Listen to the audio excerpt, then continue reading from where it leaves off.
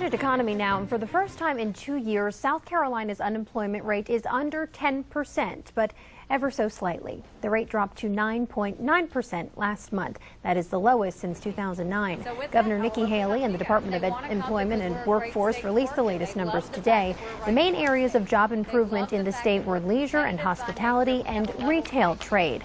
McDonald's is one of the employers hiring.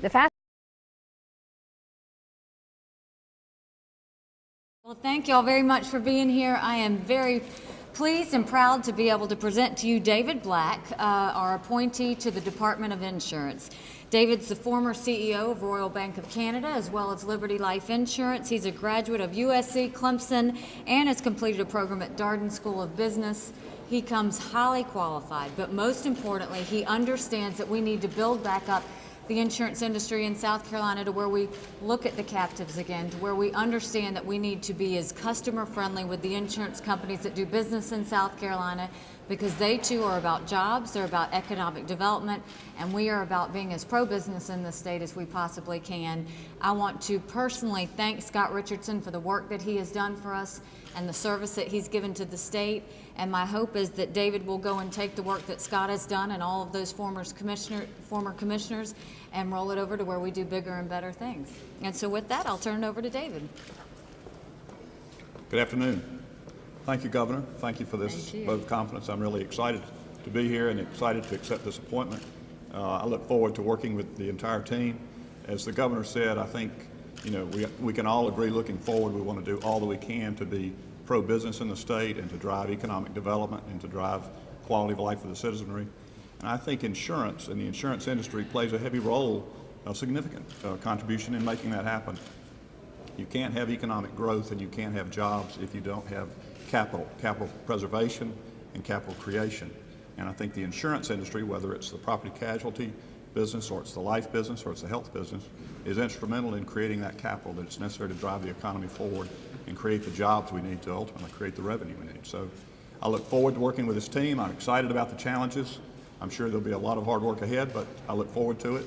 And again, thank you, Governor. You're welcome. So with that, I first of all want to say it's great to see Senator Thomas here, and we look forward to your meetings with David, as well as that swift confirmation that we're looking for as we can get him to work quickly. And with that, I will open it up for any questions that you have. Greenville.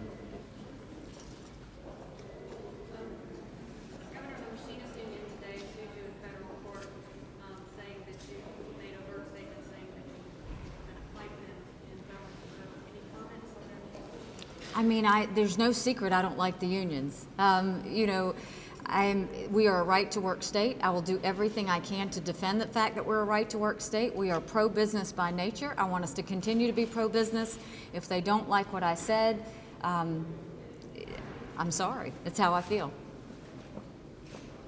What do you see when you look at the insurance industry in this state, particularly captive businesses, and also one of the big concerns is coastal homeowner insurance that took such a beating in the past years as far as rates.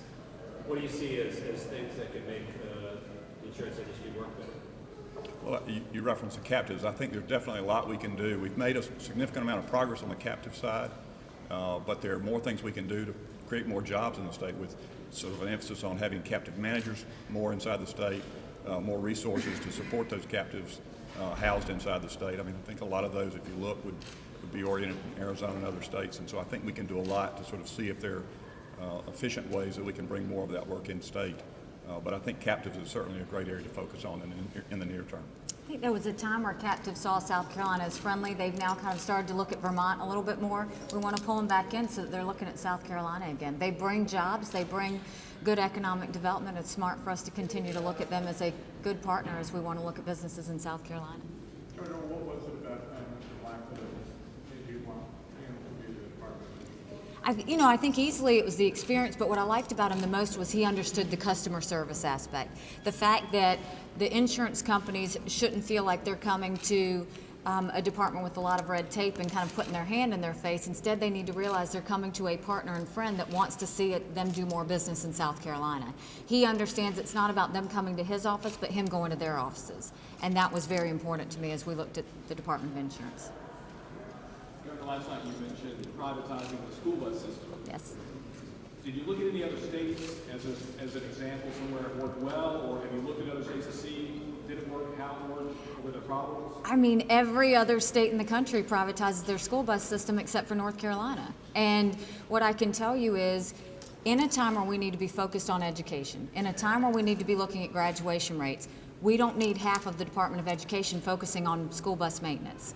Even if it netted zero, which it won't, it makes sense for us to have newer buses, make sure that we are focused more on teaching and dollars in the classroom than it is on what we've got going on the school bus fleet. Right now, I want to see those mechanics in the private sector. We will transfer our school bus drivers right over to the privatized companies. We will replace older buses with brand new ones. It's a no-brainer.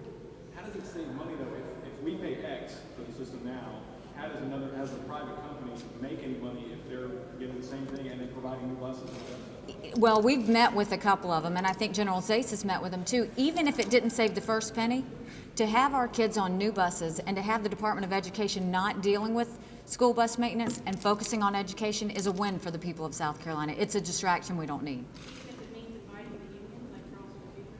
You know, I don't think that unions is the issue we need to talk about. It was the right of the taxpayer. And taxpayers don't need to be worrying about maintaining school bus fleets and schools that are broken down.